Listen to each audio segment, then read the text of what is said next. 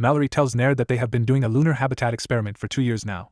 One of the members of the experiment is no longer able to sustain the stress anymore, so he quits. Naird puts his name for the replacement position in the lunar habitat experiment. Naird puts on his spacesuit and enters the experiment site.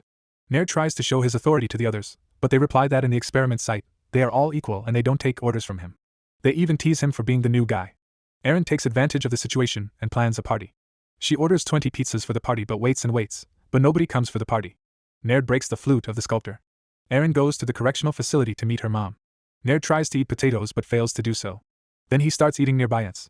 Naird goes for a jog outside the habitat, and after a while, he faints and loses consciousness. He is rescued by his teammates from the base. He tells others that he has eaten bugs and ants before during military deployment. All the members complete the mission after 1 week.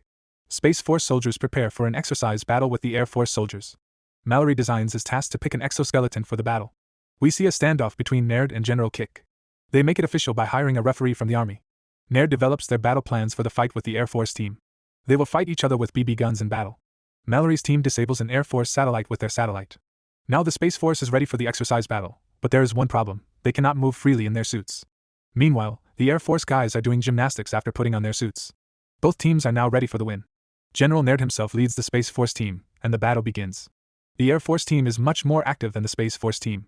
According to the rule, if they get shot during the battle, their suits will give them a little electric shock, and they will limp for a bit. All the Space Force team gets shot, except for Naird. Naird apologizes to Mallory for his arrogance. Mallory forgives him and steps into the battlefield and saves the day. He gives Chang the hacking code to immobilize Air Force suits. After that, Naird pops their balloons, and Space Force takes the victory. Naird and his scientists find out that India has launched major satellites into space. Meanwhile, Naird goes for his conjugal visit with his wife in the correctional facility, but he finds out that the visit is cancelled by the White House. The White House tasks Naird to find the spy that may have leaked the Pegasus Fin rocket system to India. He and Mallory think Yuri could be the one. They interrogate Yuri but didn't find anything suspicious. Yuri points out that the contractor who installed the cameras around the base could be the one spying on them.